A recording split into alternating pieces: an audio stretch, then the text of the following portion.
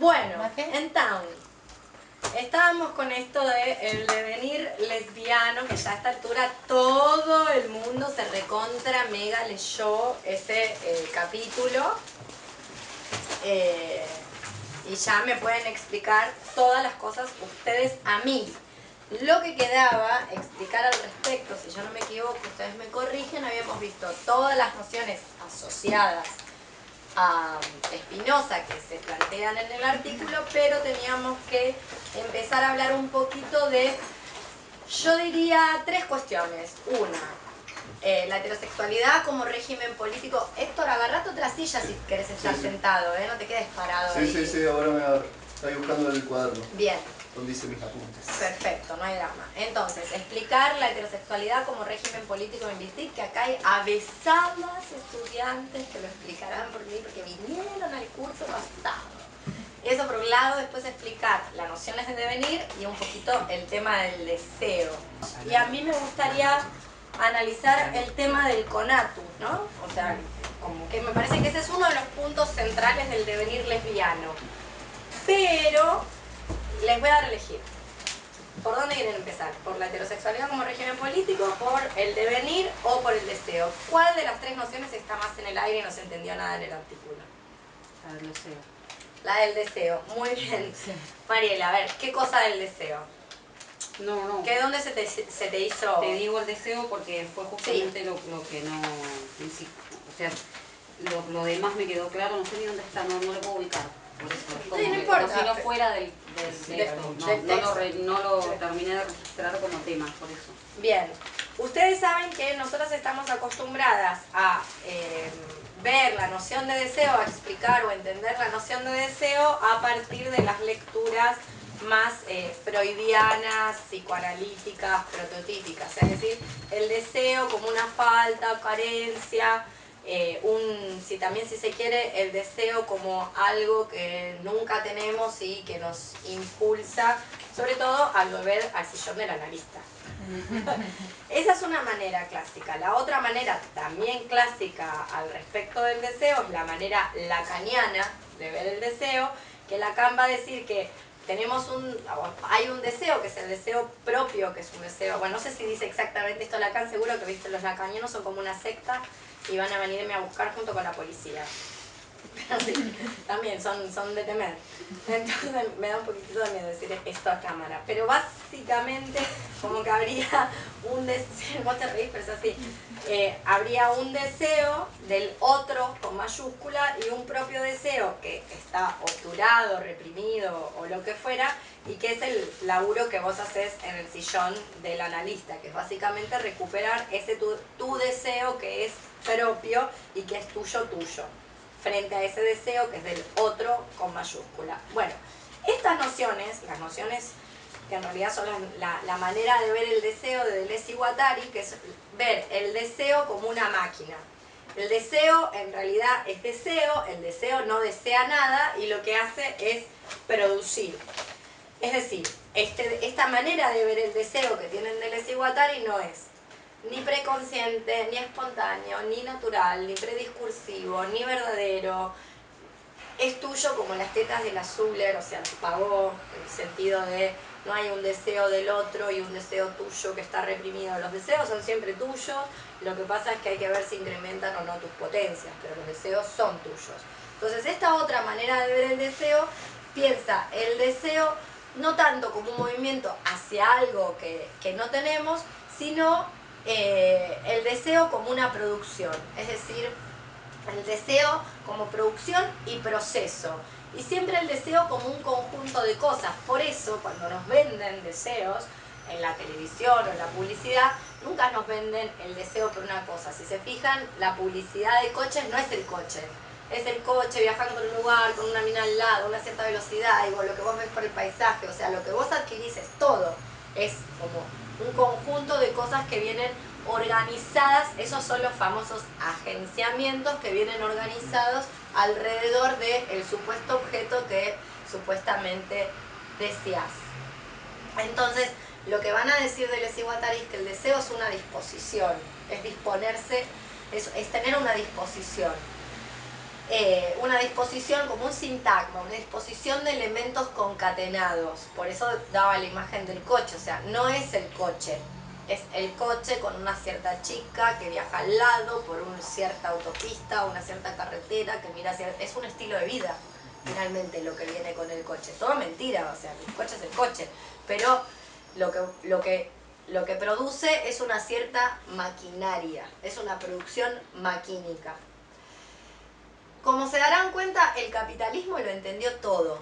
O sea, el problema somos nosotras que no entendimos cómo es el asunto, porque el capitalismo entendió perfectamente bien cómo funciona el asunto. Entiende perfectamente que la cuestión está a la altura de los deseos. El problema es cómo producir contradeseos. O sea, ellos se dieron cuenta que el deseo es más fuerte que cualquier otra cosa y lo que hace es disponer el cuerpo, o sea, producir un cuerpo deseante que, o sea, por eso hay deseos del capitalismo, o sea, hay deseos que son propios, que responden a este sistema.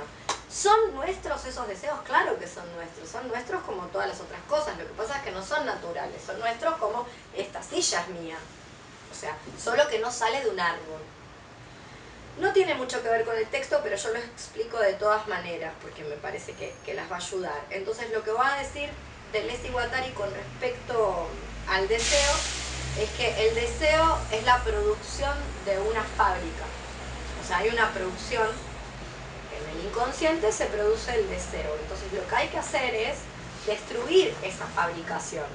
Destruir esa fabricación en pos de encontrar otros deseos. Hay técnicas, si ustedes van y leen lo que leíamos en el taller anterior, Sexo, Poder y Gobierno en la Identidad, la entrevista de Foucault, se van a encontrar que Foucault piensa en el uso reflexivo de los placeres como una manera de producir nuevos deseos, o de producir deseos que no sabemos cuáles son, pero que podrían ser deseos que no sean los deseos del capitalismo. Básicamente eso. Otra vez. ¿Qué? Sí, que el uso, lo que Foucault va a decir en Sexo, Poder y Gobierno de la Identidad es que hay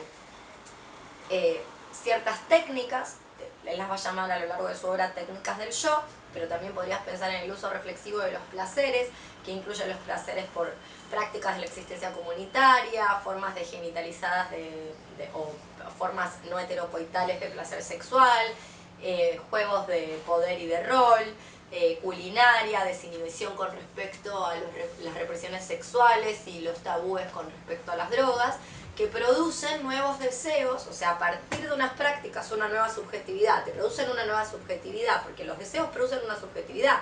Vos no deseas el coche, lo que deseas es la forma de vida que viene asociada al coche.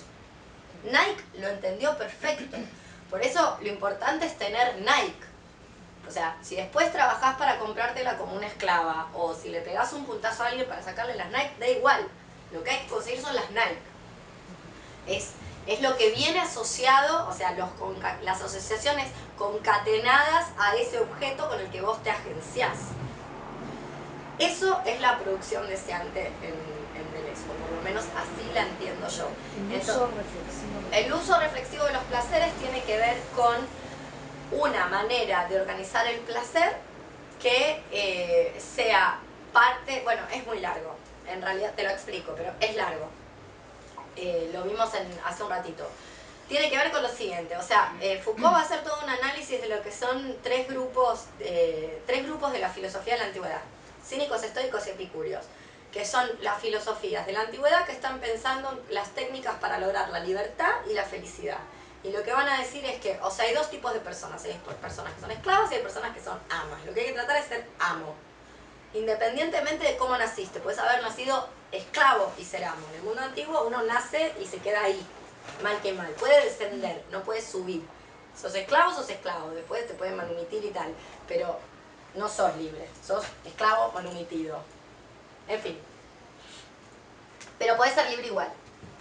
Sos libre si no te controlan tus deseos, si vos controlás a tus deseos. Entonces hay una serie de técnicas que son estas reflexiones en torno al placer, o al deseo sexual que permiten que vos no respondas acríticamente, involuntariamente, prodigándote de más con respecto a los deseos. Porque si los deseos te dominan, vos sos esclava de tus deseos. Y la idea es que vos los domines. Hay técnicas. A lo largo de toda la antigüedad, las escuelas filosóficas pensaron técnicas para eso, para lograr el gobierno de sí. Para que el mecanismo de control no sea externo, sino que sea un mecanismo interno, una ética. Básicamente es eso, dicho así, como en una palabra sucintamente. A eso Foucault le llama uso reflexivo de los placeres.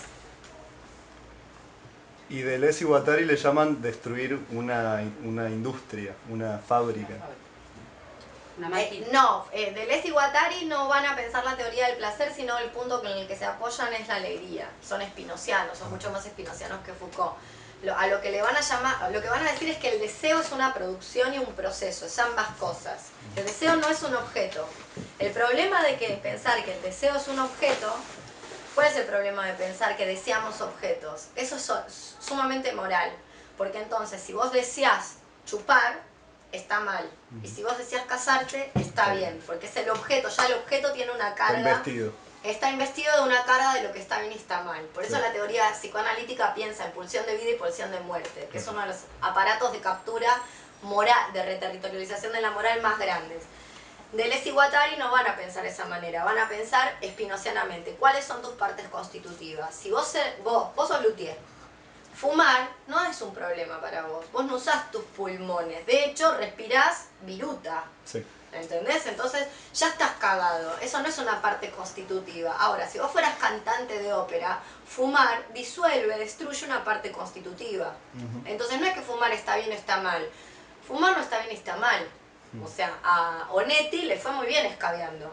Escribió todas sus novelas en una cama, borracho y en pijama. Re bien, Bukowski. Bueno, ahora, si vos querés ser el Chino Maidana, querés ser boxeador, bueno, yo te recomendaría que tanto chupi no, porque después te pegan, te tocan hacia el hígado y te pinchan, ¿entendés? Bueno, son problemas que tenemos con las partes constitutivas. Las partes constitutivas son singulares, es decir, tus partes constitutivas no son las mismas que las mías, lo que vimos en el encuentro pasado. Independientemente que a simple vista podría haber una semejanza, digo, ambas pertenecemos al grupo de los humanos, la verdad es que tus partes constitutivas no son las mías. Si yo respiro viruta, cagué, ¿entendés? Yo necesito poder no respirar viruta.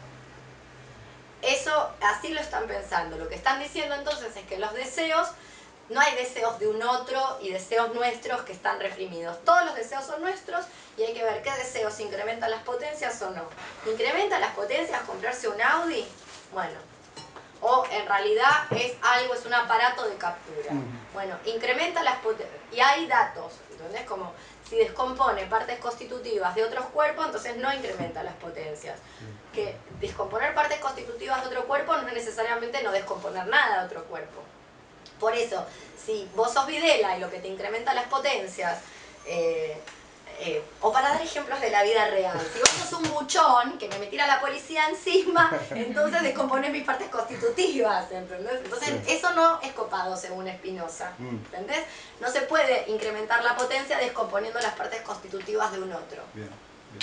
Eso es Spinoza. Spinoza de ahí no se va a mover. No podés incrementar tus potencias descomponiendo las partes constitutivas de otra persona. O sea, un represor, un genocida, un facho no incrementa sus potencias. Esas son, él le va a llamar alegrías compensatorias. En realidad lo que te hace bien es hacerle mal a un otro. Eso no es la alegría, va a decir Spinoza. ¿Por qué? Porque la alegría, ya lo vimos la otra vez, es inmanente. Tiene que surgir de nuestro propio cuerpo. Por supuesto, hay alegrías, ya lo vimos, pasivas. O sea, pasiones alegres, que son las que dependen del efecto de un cuerpo externo sobre nuestro propio cuerpo. Y esas están muy bien, pero no dejan de ser pasivas. Hay que llegar a las alegrías activas. Las alegrías activas son las que emergen de mi propio cuerpo, que no dependen del efecto de un cuerpo sobre mi cuerpo, sino que son el efecto de mi cuerpo afectándose con otras, haciendo agenciamiento, básicamente. ¿Se entiende? ¿Más mejor? ¿Y puedo hacer una pregunta? Todas. Dijiste que Foucault es menos spinociano que Deleuze. Sí, no trabaja Spinoza. ¿Por qué el uso de los placeres es menos? No lo trabaja directamente así. Porque no es tan Spinoza esa cuestión. Esa cuestión, a mi modo de ver, la está tomando de las escuelas, que es lo que él estudia, las escuelas de la filosofía de la antigüedad. Ajá. Spinoza, si vos armás una genealogía, podrías pensar que hay escuelas filosóficas que trabajan la alegría y la libertad. Bueno, Spinoza forma parte de esa genealogía. Por ende, en el mismo lugar, si yo tuviera que organizar un programa de filosofía de la alegría, lo mismo que pienso en cínicos, estoicos, epicúreos, pienso en Spinoza. Pero no surge de ahí. No es una categoría spinociana. Sí, la idea de utilizar la filosofía o de pensar filosofías prácticas que sean para la alegría, para la construcción de la alegría. Spinoza, como estos filósofos de la antigüedad, no va a creer que nacemos libres e iguales por naturaleza. Nunca va a creer eso. O sea, es otra manera de organizarlo. Va a decir que eso hay que salir a construirlo. Va a decir que el ser es uno y que todas nosotras, ¿en dónde somos iguales? Somos iguales en nuestras diferencias. Va a decir, el ser es uno. ¿Eso es Dios o la naturaleza? Lo que vimos la otra vez. ¿Y qué somos nosotras? Modos del ser. Como modos del ser tenemos el mismo valor. No hay o sea, jerarquía somos todas modos del ser. La mesa, la gata Anita, nosotras, lo que quedan acá de las galletitas, todos son modos del ser. El ser es el único que es uno. Dios o la naturaleza. Y después son todos modos del ser. Y esos modos dependen de, o sea, cómo sabemos lo que somos por lo que podemos. Ahora, no hay una valoración jerárquica. Por ejemplo, Deleuze va a estudiar el caso de la garrapata y va a decir que la garrapata tiene 3 afectos. Va a decir que tiene... ¿Cómo funciona la garrapata? La garrapata hiberna, aparentemente, vamos a creerle a Deleuze en lo que dice de la garrapata. Dice que la garrapata está en una planta, en un árbol, lo que sea, está esperando que algún bicho que emane calor le pase por abajo. Mientras está ahí... esperando que ese bicho pase, está afectada con su hibernación. Después pasa el bicho, cae sobre el bicho y le chupa la sangre. Tiene 3 afectos: hibernar, detectar el calor y chupar sangre. Ahora, esos afectos no están obturados por ningún aparato de captura. O sea, la garrapata tiene 3, pero los 3 que tiene son súper potentes. Los humanos en apariencia tienen muchas más capacidad de afectación, solo que no la llevan nunca a cabo. O sea, no logran la capacidad de afectación de la garrapata. Entonces, ¿quién vale más? La garrapata, claramente, que los 3 afectos que tiene los lleva al límite de su potencia, sin destruirse. Sí, la garrapata vale más. Es más impecable. Claramente, sí, efectivamente.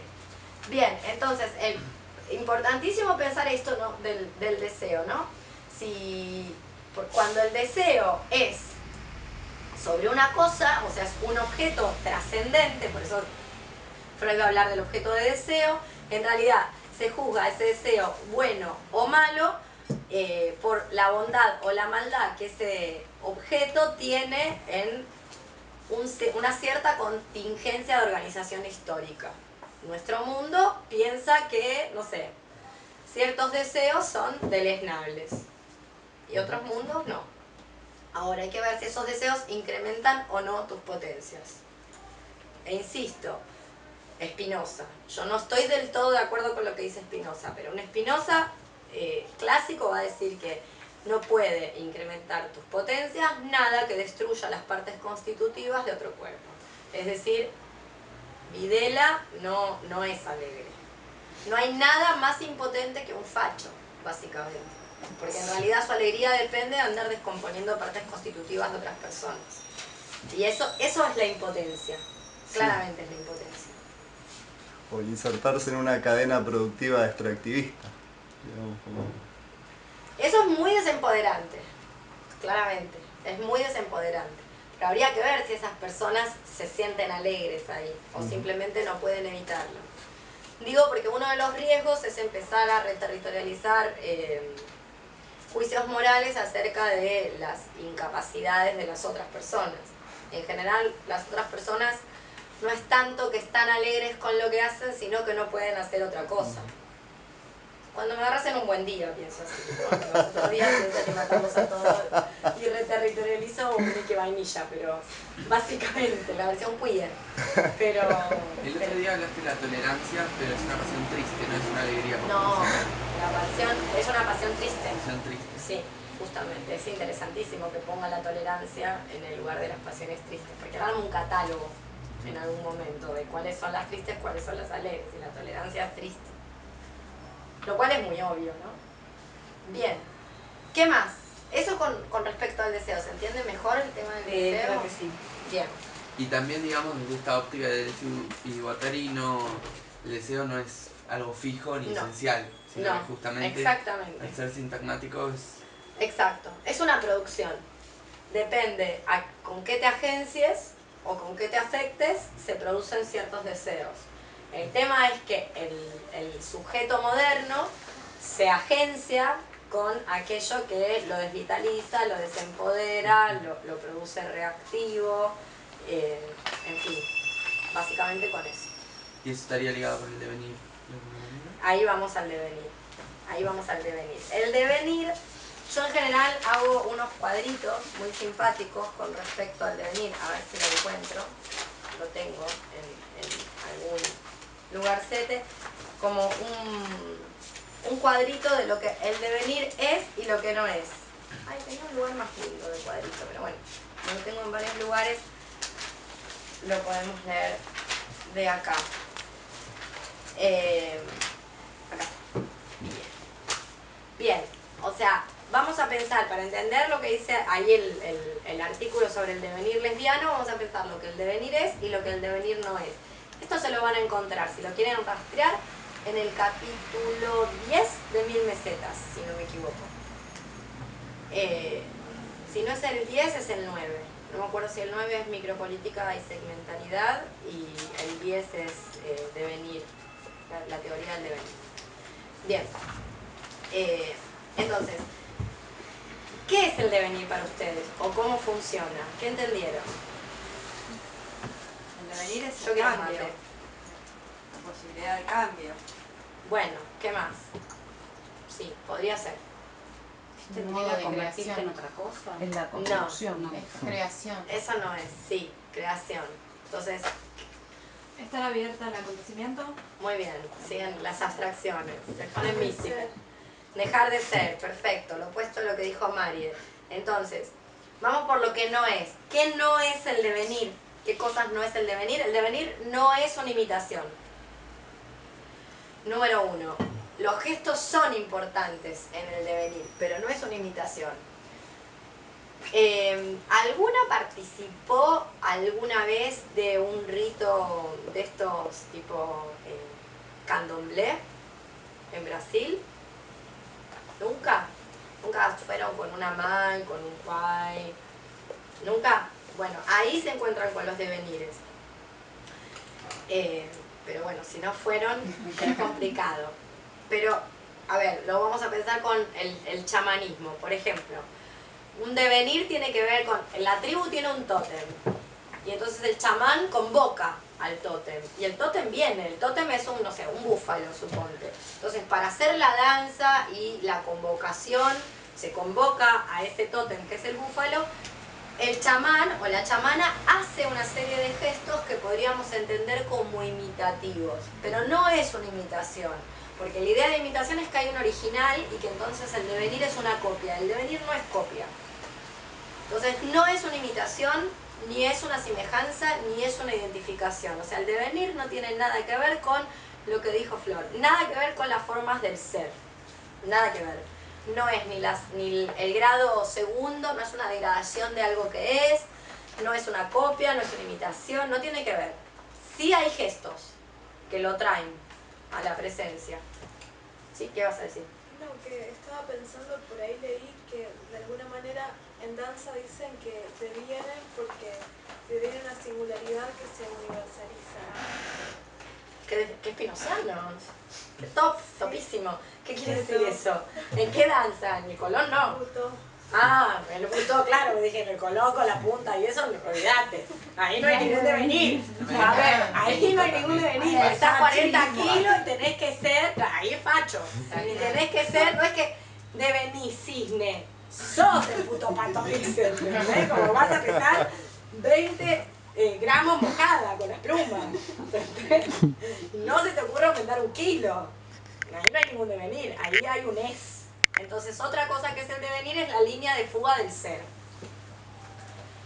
No es el ser, es la línea de fuga. Lo que tiene que quedar claro con respecto al devenir es que el devenir no es una acción que emprende un sujeto yo que realiza la acción de devenir. No es yo devengo oso. Por eso no es una transformación en otra cosa. Hay un devenir oso. Pero vos no es que vos devenís oso.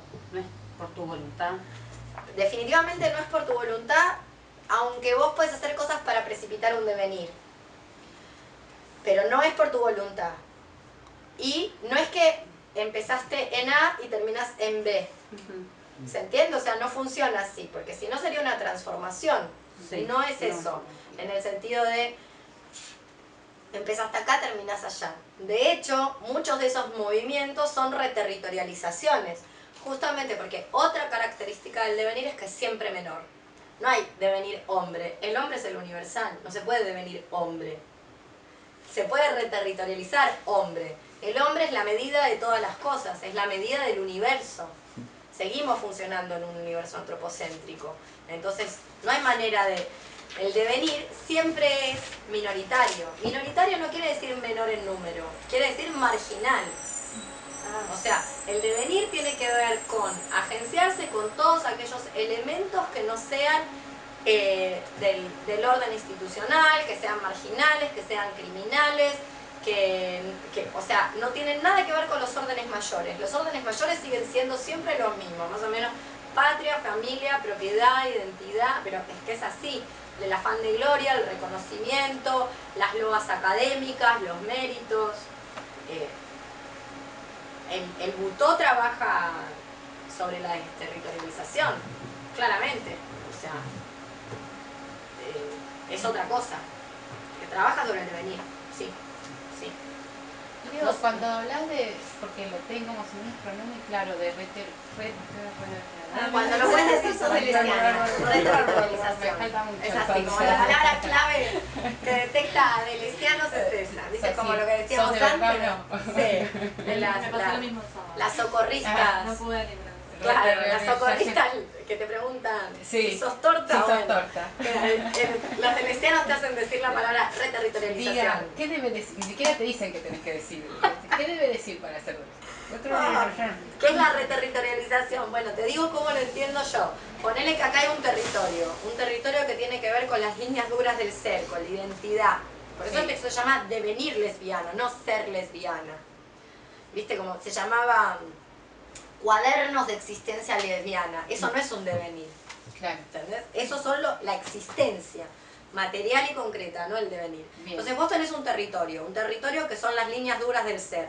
Las líneas duras del ser son morales, porque vos decís yo soy y entonces cada vez tenés que actuar de acuerdo a lo que vos postulaste que eras. Claro. Que se mide a priorística, no es que vos sos pato. Para ser pato hay que hacer cosas de pato. O sea, no puedes hacer pato y comer pasto, ¿entendés? Pato no come pasto, las vacas comen pasto.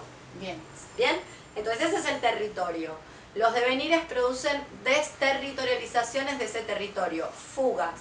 El problema es que esas fugas pueden reterritorializar, es decir, volver al territorio, incluso con formas más acabadas y coercitivas que se emprendió en esa reterritorialización. El ejemplo es el matrimonio igualitario. Claro, quiero decir, lesbiana, monogámica, con hijos.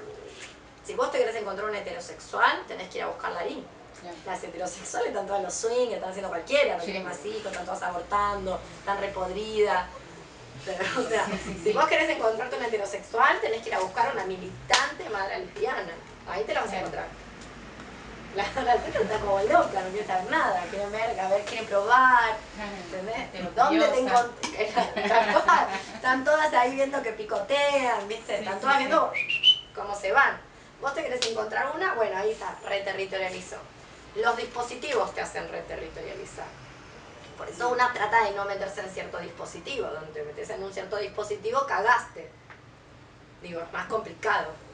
Y para precipitar un devenir, no te vas a meter en un dispositivo. O sea, justamente porque los dispositivos lo que hacen es capturar, no precipitar fugas. ¿Se entiende? Sí.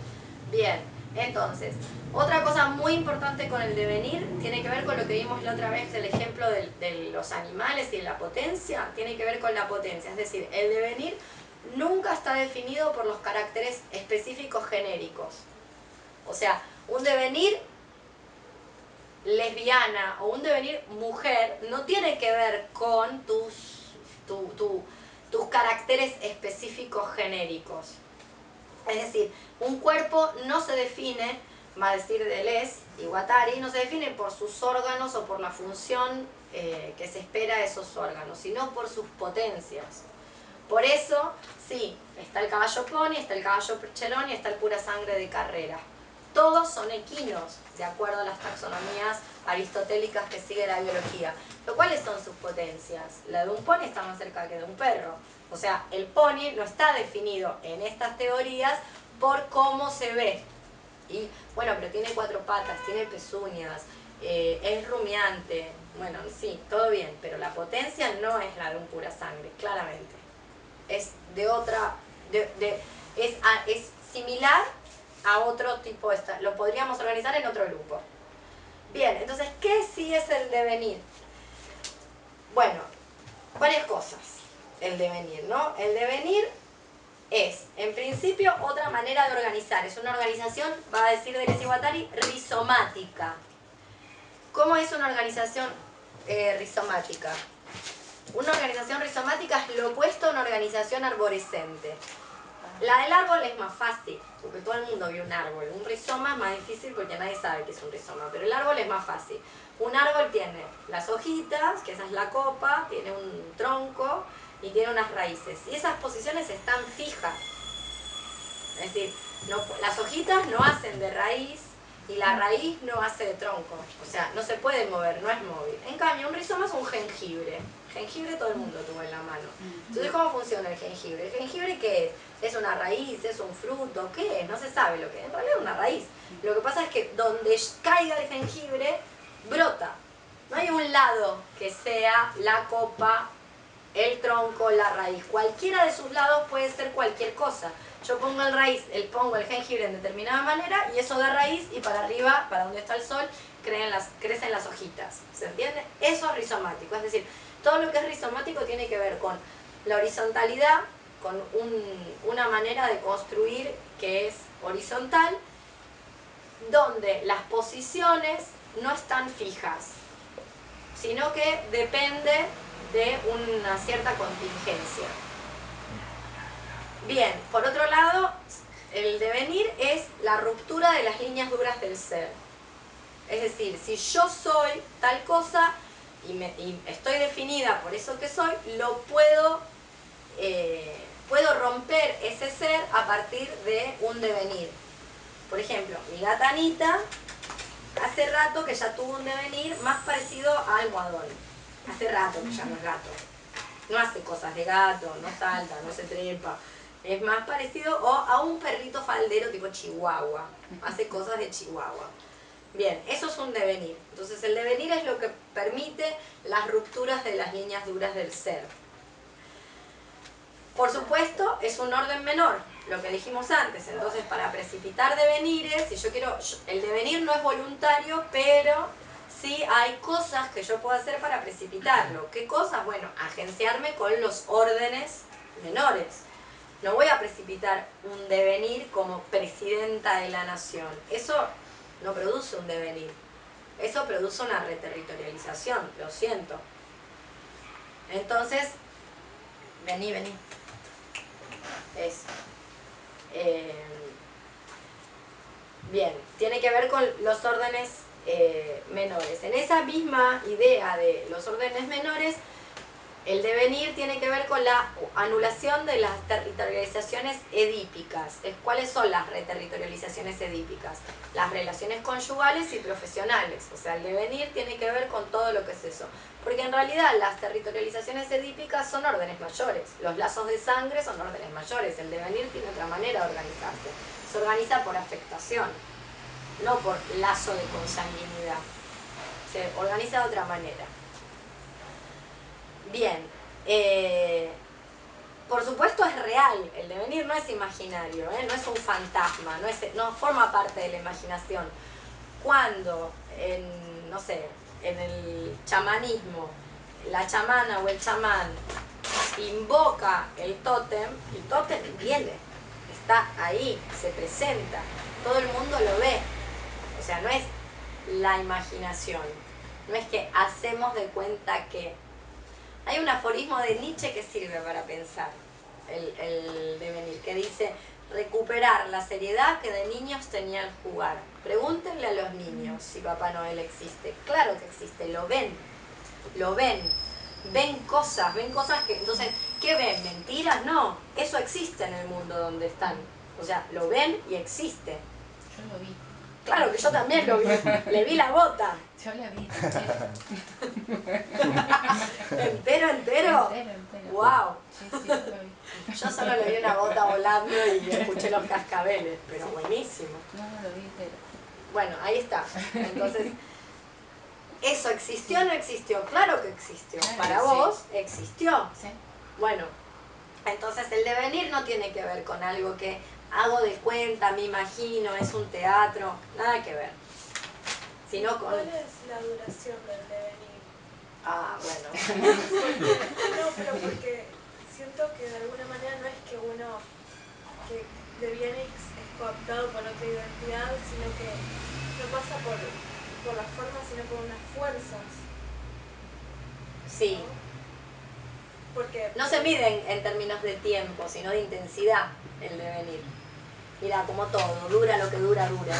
no, porque con el ejemplo de Anita, Anita hace bastante que está instalada en el devenir almohadón. ¿Cuánto tiempo va a ser almohadón? Te lo pasás deviniendo, esa es la cosa. No, sí, impresionante. Anita está, Antes ya de ser está almohada. tratando de devenir, no sé, Y después del líquido. almohadón, almohada. No, es que medio como que se desborda. Va colgando. Por ahí hay un almohadoncito que se parece a Anita, que está por ahí, ese todo blandito. Eso. Anita está tratando de llegar acá. Ahí está. Esta es la variable menor. Esa es la variable menor. No, no tiene un tiempo. A veces No tiene un tiempo. ¿Perdón? A veces contigo. Sí. La idea es que no tiene un tiempo de duración, o sea, no podés especificar dura tanto. Sí tiene una intensidad, pero no tiene una duración. La duración es variable. Por supuesto, el devenir es un acontecimiento o es un estado de excepción, como lo quieras pensar. Por ende, no se prolonga. Si se prolonga, corre el riesgo de cristalizarse, que es en general lo que pasa con aquello que se prolonga mucho en el tiempo. O sea, deja de ser disruptivo. Y además pensaba, o sea, no hay una voluntad. Porque al no No, porque no hay un con el sujeto. bienestar, claro, tiene que ver con la No hay un voluntad. sujeto como, bueno, yo ahora voy a devenir Anita No. y me transformo en esto. Sí. No funciona así. Entonces no hay un yo. Si no hay un yo, no es voluntario, justamente. Entonces no, tampoco. El devenir, lo que van a decir de Les Iguatari, que el devenir es solo posible como una variable de desterritorialización de la mayoría. Entonces tiene que ver con, se expresa en todo lo que es minoritario. Las instituciones no reconocidas, los grupos oprimidos, las prohibiciones, los rebeldes, lo que está en los márgenes, lo que está en los bordes, lo que es criminal. En fin. Básicamente es eso. Un devenir. Hay una frase de un sindicalista norteamericano del principio del siglo XX, Eugene Debs, D-E-B-B-S creo que se escribe, que en general se suele creer que es una frase de Bakunin, pero no, es de este sindicalista comunista norteamericano que dice una cosa así medio poética, romanticoide, pero linda para entender el devenir, que dice: mientras haya una clase inferior, perteneceré a ella; mientras haya un elemento criminal, estaré hecho de él; mientras haya un alma en prisión, no seré libre. Eso es un devenir, no es fijo, ¿entendés? O sea, el tipo no está diciendo seamos chorros. Ahora, mientras esté de un lado la subjetividad de la buena conciencia del bien, de la seguridad que tira por todos lados la prefectura, la gendarmería y la policía, del otro lado el motochorro, ya sabés con quién te tenés que agenciar, dónde está la alianza, con el motochorro. Es clarísimo. O sea, y es así con todo. ¿Cuánto dura? No sé. Nada, como el butó. ¿Cuánto dura el butó? ¿Le cumplieron una canasta? Dura lo que dura, dura. Eso me lo decía un amante y toda la razón del mundo. Dura lo que dura, dura. Así duró. Lo que un pez en una canasta. Pero bueno, qué divertido fue de todas maneras. Bien, y cualquier cosa, o casi cualquier cosa, ahora vamos a decirlo, cualquier cosa, hasta lo más inesperado, puede precipitar un devenir. Cualquier cosa dentro de los órdenes menores. Es decir, tratar de precipitar un devenir convirtiéndose en diputada nacional es complicadísimo. Es imposible. O sea, tratar de precipitar un devenir convirtiéndose en legítima esposa va a complicar las cosas. Como que una no se casa a ver si después precipita un devenir. Lo cual no obsta que en una de esas se pueda precipitar de todas maneras, pero no por ese agenciamiento, sino porque estalló una granada por otro lado. No sé. Vamos a ver qué pasa con todo este tanto matrimonio igualitario. A ver, se va a poner divertida la cosa. Yo estoy esperando... Los divorcios. Yo estoy esperando cosas más agresivas. Más agresivas. Claro, yo estoy esperando la gente que se prende fuego viva. Si se queman los heterosexuales, andan quemando a las heterosexuales. Yo estoy esperando eso. En eso va a reterritorializar. A ver si te pensás que se van a quedar así por el camino, por la mitad, que simplemente van a hacer los juicios de divorcio de Pampita. Va a ser todo mucho más divertido. El otro día le pregunté a una amiga danesa cómo son las marchas allá.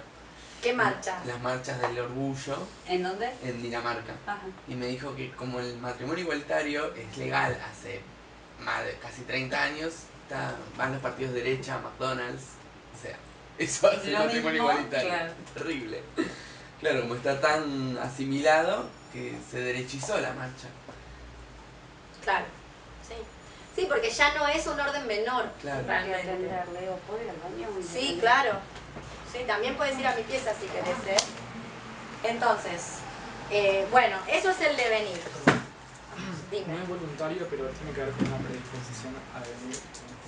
Y hay una disposición, como el tema del deseo, hay una disposición. O sea, de hecho, Spinoza, ¿qué va a decir? Porque estos son justamente devenires de Spinoza, ¿no? Entonces, lo que va a decir Spinoza es que estamos a merced de los encuentros. Entonces, cuanto más dispongas tu ánimo a esos encuentros, más posibilidades tenés de precipitar un devenir. Básicamente es lo siguiente. No sé, por ejemplo, imagen. 2001, bueno, ¿qué pasó? 2001, 19 de diciembre, salí de trabajar, yo salí a trabajar. Hipólito Yrigoyen y Bernardo Yrigoyen, de repente ves a la montada, ves todo el zafarrancho que se armó, dos posibilidades. Te tomas un taxi, salís corriendo para tu casa en zona norte o te quedas a tirar piedra. Bueno, vos estabas ahí, ¿entendés? El devenir está donde está la montada, ¿entendés? A ir a enfrentar eso. Si vos te volvés a tu casa, no.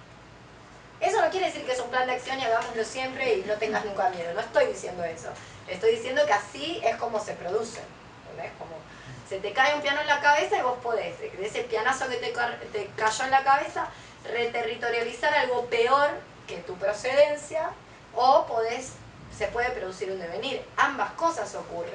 ¿Entendés? O sea, te afanan el pasacassette del coche de la puerta. Mira qué vieja que soy, ¿no? Pero bueno, por ejemplo, porque viene con el ingeniero Santo, que es siempre una figura que la gente joven no va a recordar quién es el ingeniero máxima reterritorialización. Ahí comienza la mano dura, gatillo fácil, todo esto de la legitimización, la legitimidad de tomar la justicia por mano propia. El chabón le afanan tenía un Renault 18, ¿era? Sí. En Martín, no sé dónde vivía, cheto bárbaro, y le afanan el pasacassette. Pasacassette, ya se lo había afanado no sé cuántas veces, el boludo no se rescataba, que quizás lo que había que dejar de hacer era tener un Renault 18 en la puerta de la casa, ¿viste? Estaba cantado. Vos querés que te dejen de afanar el pasacassette, es como, dejá de estacionar el Audi, porque era como el equivalente de tener, dejá de estacionar el Audi en la puerta de tu casa con el reproductor de no sé qué cosa. Dice robame. Claro, que dice robame y no te van a robar, ¿entendés? Es súper básico el asunto. O te van a robar algo que no tenga la menor importancia, no. Chabón se cansa, le afanan el pasacassette, se sube al coche, o sea, se lo afanan, ve cómo se lo afanan, se sube al coche, armado, persigue a los chorros y los mata a tiros y lo declaran... dicen Héroe nacional. Claro, porque era emoción violenta. Emoción violenta es, si, no sé, yo te ataco y vos te defendés. Eso es emoción violenta. No si yo me subo al coche, cargo el arma, los persigo, no sé cuántos kilómetros los persiguió, los acorralo, tipo, persecución, onda el santo, otra cosa vieja. Bueno, no sé, actualícense. Yo no veo más televisión, hace muchos años. No veo televisión. Desactualícense. Claro, no, es así, desactualícense. Bueno, y le pega unos tiros. Entonces vos podés reterritorializar al ingeniero Santos o podés decir, bueno, qué bien que me robaron, porque la verdad es que esto no daba para más y me voy de viaje y ya. Chao. Y ahora vivo más liviana. No sé, podés hacer cualquiera de las dos. O podés hacer, no sé, podés desterritorializar los valores propietarios del capitalismo, qué sé yo. Nunca perdiste el disco duro de la computadora. Yo porque tengo varios discos duros perdidos. Bueno, qué sé yo, primero que ya estoy acostumbrada. A veces es un alivio. Bueno, ahí está, muy bien. Tal cual, Cuando- bueno, ya está, todo. todo esto, me tengo que organizar. Y después no lo usabas no lo era tan lo perdés importante. y no Ya. sabés O cuando lo que- perdés el celular y hay cosas, números que perdés. Sí, Está bueno, buenísimo. ya. Tal cual. No está, Claro. que no querías Bueno, sí, tal cual. O podés salir a pedir justicia, seguridad, claro, que me lo- qué sé yo. Sí, podés salir a decir eso, podés decir, bueno, ya, un celular menos, no pasa nada. En ese sentido es una disposición el devenir. Claro, por eso no hay un devenir cheto, como anotaste ahí. El cheto es solo una reterritorialización. No Sí, hay además tiene que ver con lo minoritario. Tiene que ser minoritario, exacto. Lo minoritario, recuerden que lo minoritario no tiene que ver con el número. Por ejemplo, la mujer es una minoría. Es una minoría porque incluso al día de la fecha la mujer es un orden menor. O sea, claramente, incluso en el mayor lugar de poder la mujer es un orden menor. Entonces, a eso le llamamos devenir, o eso forma parte de los devenires. Bien, excelente. Vamos a explicar todo el marco teórico, después ustedes me van a tener que explicar de qué la va este artículo, ¿eh? Bien, tenemos eso y ahora podemos pensar en lo de la heterosexualidad como régimen político, ¿verdad?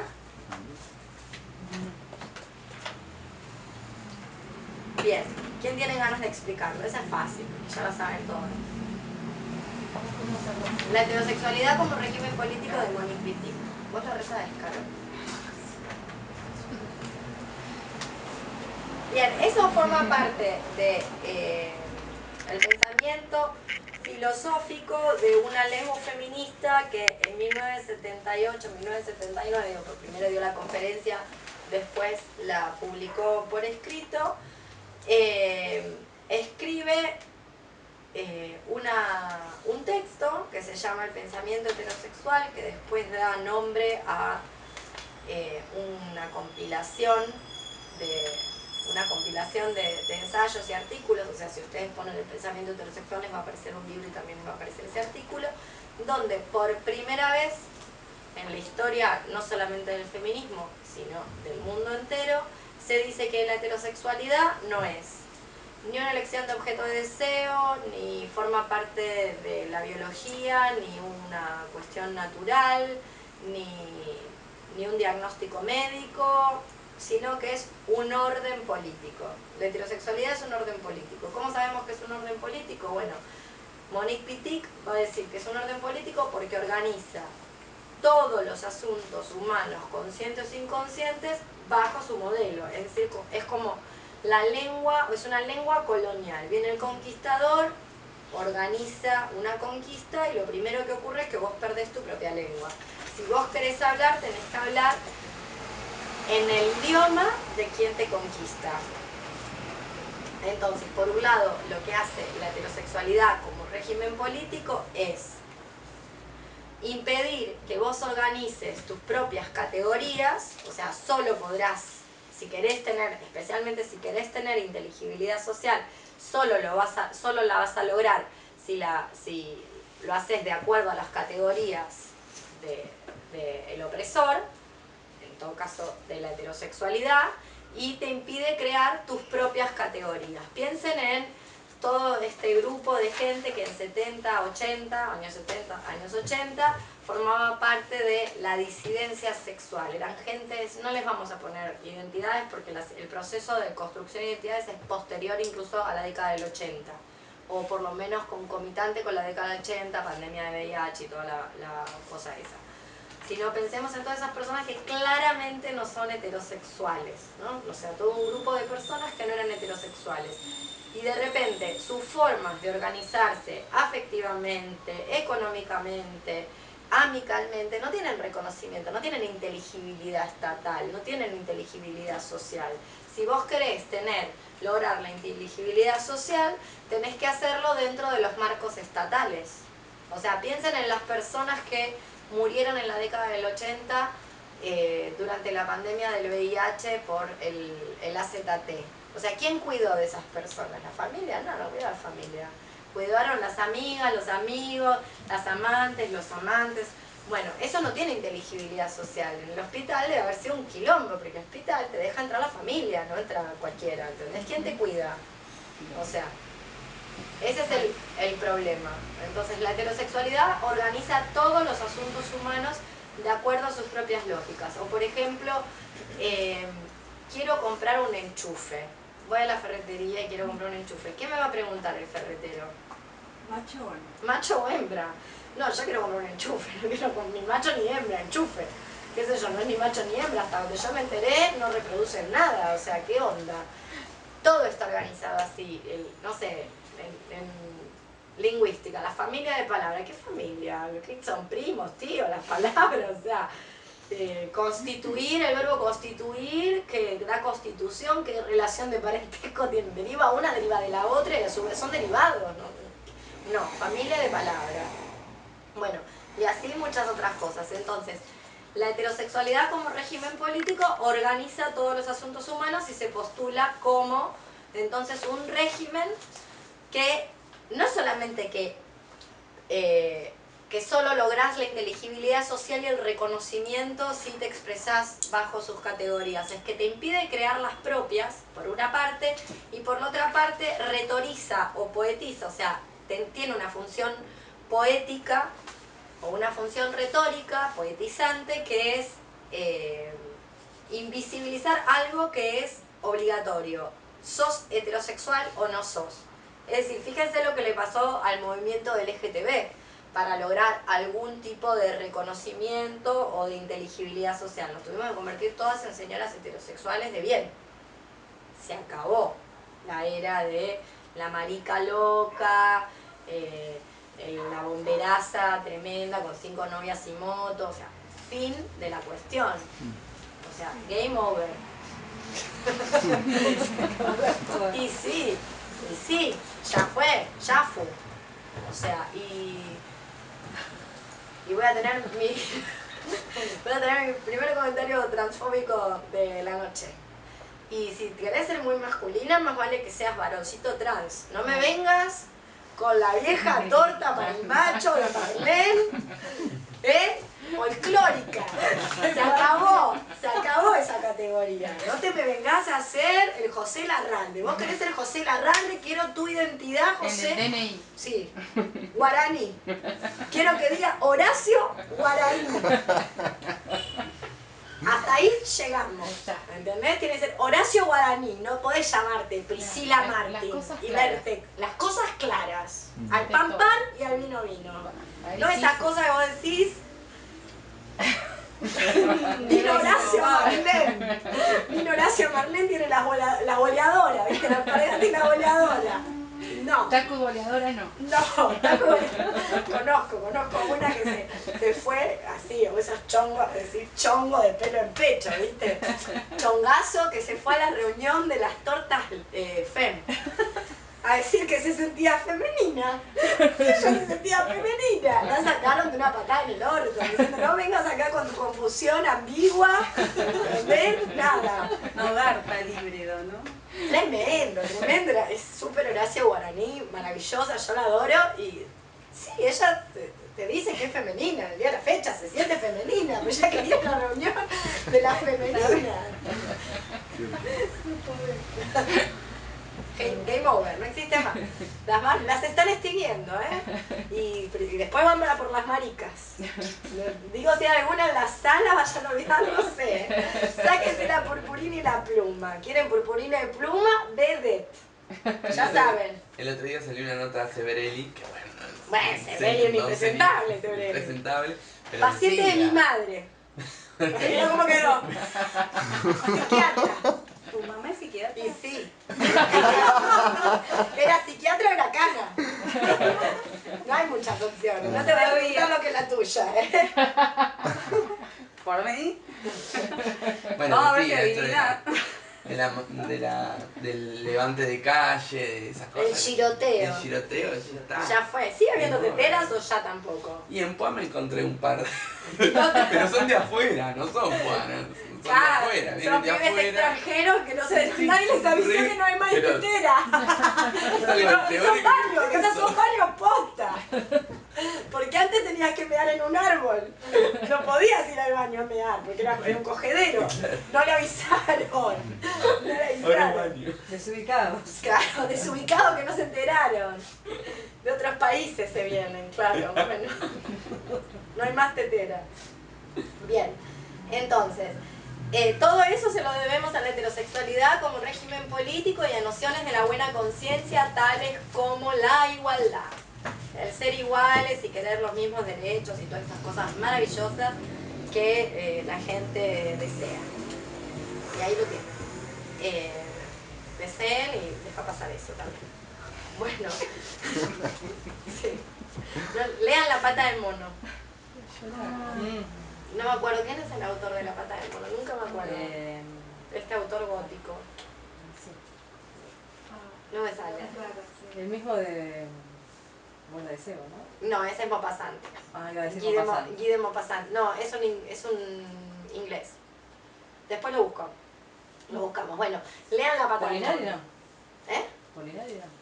No. Es con M, me parece. O con J, un Jenkins, una cosa así, un J.J. Johansson, una cosa así. Un gringoide, tipo J.J. algo. Después lo buscamos. O un Thomas, podría ser. Tremenda el patón. El Alzheimer es tremendo, que no nos permite Bueno, no importa, cuando nos acordamos de la que pata del no mono. nos permite acordar de quién es la pata del mono. No arranca. Eso es terrible. Bueno, ahí está. Digo, hay que tener cuidado con lo que uno desea porque se va cumpliendo. Entonces, eso es un trastorno obsesivo compulsivo. Sí, gracias. Ya lo sabía. Bueno, entonces, el problema con el deseo tiene que ver, justamente, y volvemos a esto del deseo. El problema con los deseos es que el deseo produce materialmente cuestiones. O sea, el deseo produce cosas, no es simplemente desear algo, sino que el deseo es productor. Como verán, el capitalismo entendió todo. Por eso lo que estimula es la maquinaria del deseo. O sea, no estimula... es mentira que el capitalismo estimula los objetos. Lo que estimula es la maquinaria del deseo. Entonces se tiene a toda la gente deseando cosas que son solidarias con el régimen heterocapitalista, por decirlo de algún modo. Entonces, bueno, Wittig finalmente en esta cuestión de la heterosexualidad, en este texto, la heterosexualidad como régimen político, le pone el cascabel al gato. O sea, eso hace. Y nombra a la heterosexualidad como el discurso mayoritario. Pero a su vez ella está tomando esto, que esto es bien interesante para nuestras teorías del devenir. ¿De dónde está tomando esto? Está tomando esto de los movimientos negros. ¿Qué van a decir los movimientos negros? Van a decir que en realidad la raza negra no existe, que la raza negra es el efecto de una opresión. Digo, efectivamente, en África hay zulúes, hay pigmeos, hay watusi, hay bosquimán, ¿verdad? No hay negros. O sea, ¿dónde empieza a haber negros? Es bajo el régimen blanco, el régimen mayoritario de opresión, que se crea como minoría un grupo de personas que en realidad son la mayoría, que es el otro. Entonces, esto es bien Foucaultiano, la idea de que en realidad un sujeto es el efecto del poder. Entonces, lo que va a decir Wittig, tomando eso, es que, tomando esta concepción, es que la mujer es el efecto, que la mujer no es un dato natural transparente. Esas son palabras de Joan Scott, que es una historiadora feminista, mentora de Judith Butler. Pero que la mujer es un artefacto político, es la creación del régimen, es el otro de en realidad un único sexo. Hay un único sexo, que es el varón, y su otro es la variable menor. Entonces, ¿qué es la mujer? La mujer es el efecto del poder heterosexual. Es un producto de eso. solidario con el régimen. Por eso que ella plantea que hay que fugar. Que ¿qué tienen que hacer las mujeres? Las mujeres tienen que fugar de su ser mujer. Como ven, cagamos. O sea, qué suerte que se murió Wittig para no ver todo esto. Con Wittig me pasa lo mismo que con Walter Benjamin, ¿no? Que me alegra que se haya muerto. Porque es toda gente muy utópica que pensaba, no sé qué pensaba Benjamin. Pensaba que los obreros iban a ver en la pantalla y que todos iban a hacer la revolución, que iban a entender toda su opresión, que finalmente había llegado esa tecnología y que todos que la reproductibilidad técnica iba a producir una democratización y una caída del aire, del aura, del arte. Bueno, nadie le contó. Spinelli, la gente te hace plagio por, no sé, fotocopiarte un fanzine de una conferencia de una lesbo feminista, es una cosa así como que te acusan de plagio porque decís, che, no, yo me hice una copia de un fanzine, no estoy vendiendo nada, párenla. Claro, ¿entendés? Como bueno, por suerte Benjamin se murió, no vio nada de esto. Bueno, Wittig es lo mismo. Wittig no sé qué pensaba, que las mujeres iban a fugar masivamente hacia el mundo de las lesbianas y que la lesbiana, esto es fundamental para este artículo, la lesbiana es aquella corporalidad que no es mujer. ¿Por qué no es mujer? Porque no participa de la relación obligatoria y coercitiva de la matriz heterosexual. Es la única, la mujer, la lesbiana, es la única que no participa de esa relación de obligatoriedad, dependencia económica, débito conyugal, heterocoital, etcétera, en el cual está atrapada la mujer, que es un artefacto político solidario del régimen. Por eso termina ese texto de la heterosexualidad como régimen político, el pensamiento heterosexual, termina diciendo que las lesbianas, ella dice las lesbianas no somos mujeres. Por suerte murió antes de ver todo esto que está pasando ahora, donde no hay nadie más mujer que una lesbiana. Digo, si vos te querés encontrar mujeres, hay que ir a buscar a las lesbianas, y ahí te las vas a encontrar. Bien, digo, se acabaron los tiempos de las putas y las lesbianas, una hermandad histórica. La época de Joan Nestlé. Game over, otro game over que nos hicieron. Bien, hasta ahí es el marco teórico de este artículo. Este artículo además introduce, yo no sé cuánto se dio para entender, porque es un poco confuso, cuánto dio para entender esta cuestión de Masada y del conatus. Pero alguien me podría explicar cómo funciona, de acuerdo al artículo, el conatus moderno. ¿Y qué propone entonces este artículo del devenir lesbiana? ¿Qué supondría el devenir lesbiana? Y como que se piensa, ay, se comieron todas las palitas a Zoe. Ay, maté. Sí, bueno, está un poco lavado, me parece. Es lo Por que eso hay. dejé De tomar. Me viene tereré. De venir tereré. Bien, vamos que viene la policía, apuren, chicas. Es la hora. Es la hora en la que cae, sí, por eso no estoy cerca. Es la hora en la que cae, así que vamos a terminar con el conatus, que si no, no terminamos más. Te vas a terminar encariñando, sino cuando no vengan no vas a No, decir. que los conozco, son de la cuarta. Son Yo los vi amigos. cuando sí, Son del barrio. son del barrio, yo los reconozco. Bueno, vamos entonces. ¿Cómo funciona esto del conatus acá? Leyeron el capítulo, no entendieron nada. Sí, pero es difícil de explicar. Sí, el conatus es lo que me permite persistir en el ser, y la heterosexualidad es el régimen político que me hace ser. Entonces el conatus sería cumplir este régimen, seguir atrapada en el régimen político de la heterosexualidad. Claro. Es conservador. Exactamente, el conatus, por lo menos el conatus moderno, es conservador, el conatus del sujeto moderno. Lo que está diciendo el artículo, que probablemente lo agarra un deleuziano, vieron que hay de un espinosiano, hay congresos de Spinoza, tiene su secta también, los espinosianos seguro que lo agarra y dice que esto es una mierda. Así, lisa y llanamente que eso es una pamplina, que está todo mal. Pero lo que está diciendo el artículo es que el conatus está históricamente producido. Y que entonces ahora hay un conatus que es el conatus del sujeto moderno. Es un conatus que, como el conatus quiere perseverar en su ser, entonces Si aquello que garantiza mi existencia, especialmente mi existencia social, es lo mismo que me somete, entonces yo acato, encarno y deseo voluntariamente mi propio sometimiento, con tal de existir. Porque es lo que me da existencia social. Es lo que impide, en todo caso, que yo quede por fuera, que tenga inteligibilidad social.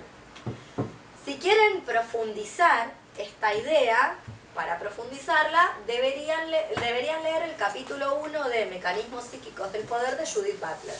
Y ahí la van a encontrar. Judith Butler trabaja sobre esta idea del conatus como explotación del vínculo apasionado. ¿A qué le está llamando vínculo apasionado? Bueno, básicamente sí. Por ejemplo, los casos de abuso infantil. Si aquello que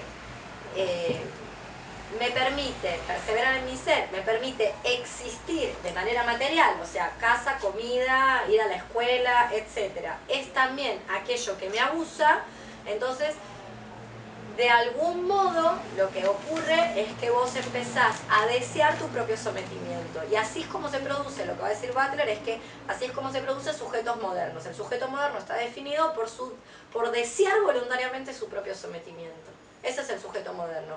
¿Dónde se produjo? Bueno, se produjo en ese vínculo, en esa explotación del vínculo apasionado. Entonces ya va a decir, el deseo sometido produce deseo de sometimiento, básicamente. Ahí lo pueden encontrar. Eso vendría a explicar, sin reterritorializar juicios morales, que es muy importante, por qué ciertas personas, en vez de decir basta, pararse de manos, emprender la resistencia, fugar, hacer lo que haya que hacer, se sube voluntariamente a los trenes que los llevan a los campos de concentración. O sea, ¿cómo le vas a creer a los nazis? ¿Que te llevan a dónde? A Disney no te estaban llevando, o sea, te llevaban al gueto. O sea, esto es simple, pero eso no es que hace culpable, los hace cómplices, eso es la estimulación del conatus. Vos decís, bueno, no vamos a hacer ola, porque en una de esas, ¿se entiende? Mientras tanto se llevan al gueto de Varsovia. El gueto de Varsovia, cuando, no me acuerdo lo que dice ahí el texto, ¿no? Pero cuando se subleva tiene un número que es ridículo para la sublevación. Ahora, cuando el gueto se arma, hay 50.000 personas, no son una o dos. O sea, hay que parar una insurrección de 50.000 personas. Bueno, ¿por qué esa gente va voluntariamente? Justamente por esto. Porque el conatus es conservador. ¿En qué? En su deseo de no hacer olas. Justamente, de permanecer ahí, quieta. Y lo pone, para el artículo para probar, para llevar agua para su molino, de cómo este conatus está históricamente producido, muestra un conatus judío de otra época, Masada, que es esta citadela sitiada por los romanos, no me acuerdo qué siglo I, para quienes leyeron por ahí el texto, siglo I después de Cristo, no me acuerdo. No pusimos. Bueno, hay una peli sobre Masada, si la quieren ver. Yo la vi hace mucho tiempo, no me acuerdo si era buena o mala. Pero básicamente lo que ocurre en Masada. En Masada, los romanos, Masada es como un oasis en el medio del desierto. Tienen agua, tienen organizada su fortalecita, o sea, funcionan de manera autónoma. Los romanos sitian esto. Sitian y no están intentando matarlos a todos. Están haciendo la gran romano. Los romanos no te matan, los romanos te hacen colonia, te hacen la gran hetero. O sea, los que quedaron vivos después de los retrovirales y de la ZT, el que quedó en pie es matrimonio igualitario para todas y todos. Esto es así, no te mata, te incluye. Claro. Bueno, Se transforma como es la Nal Goldin. es que tal cual, te hace la gran Nal Goldin. Empezaste sacando fotos de la noche, tremenda falopera bisexual, y terminás sacándole fotos a las panzas de embarazada de tus amigas. Vos decís, wow, ¿qué pasó, Nan? Y bueno, y ser también una de las fotógrafas mejor pagas de Estados Unidos. Pasar Y bueno, eso pasó. de neuropsiquiátrico a neuropsiquiátrico a de centro de rehabilitación a centro de rehabilitación a ser una de las fotógrafas mejores pagas de Estados Unidos. Bueno, en fin. También avisé eso a Benjamin, que murió, que también, pese a lo que él creía, la fotografía, que es el medio de la reproductividad técnica por antonomasia, logró reterritorializar arte aurático. ¿Cómo lo hizo? No sé. O sea, ¿qué compró una foto si tiene negativo? Te puedes hacer 20.000 copias. ¿Qué es esa ridiculez de vender fotos? Bueno, no tiene el menor sentido. En fin. ¿Qué estaba diciendo? Me quedé con Angolín. Masada. Ah, Masada. Bien, Masada. Entonces, los romanos no están diciendo los matamos a todos. No, está diciendo abran la puerta porque les copamos el rancho y los vamos a hacer esclavos. O los vamos a hacer romanos, que es básicamente la manera que los romanos tienen de decirte que sos en realidad un esclavo. Te hicieron romano y ahora vas a hablar latín y te vas a manejar con las leyes romanas. Te hiciste romano. No sos exactamente, no tenés el mismo valor que un romano que vive en Roma, pero sos romano. Y, claro, no te puedes quejar. Mirá qué privilegio. Antes eras nada, un pobre judío de Masada, ahora vas a ser romano. Como mejoraste. Bueno, entonces, ¿qué hace la gente de Masada? La gente de Masada emprende algo que no es muy espinociano, en el sentido de que ustedes ya saben, porque lo hemos visto, que para Spinoza el grado cero de la potencia es la muerte, pero la gente de Masada no quiere volver a ser esclava, se acuerda de cómo era, no hace tanto tiempo que fue esclava, entonces se acuerda cómo era ese asunto, no quiere ser esclava, quiere vivir autónomamente, entonces lo destruye todo, destruye la comida, envenena los pozos de agua y después se suicidan en masa. Entonces cuando los romanos entran no hay nada para conquistar. Entonces ahí tenés un claro ejemplo de un conatus donde, ¿cómo funciona el conatus en este ejemplo?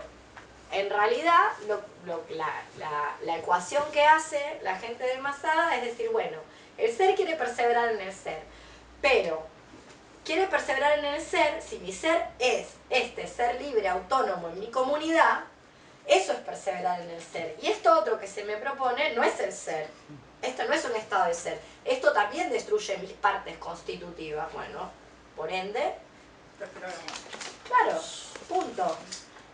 O sea, emprendo la resistencia que puedo. Digo, esa es la insurrección que puedo. Por supuesto, si hubieran sido más en número, hubieran salido a atacar.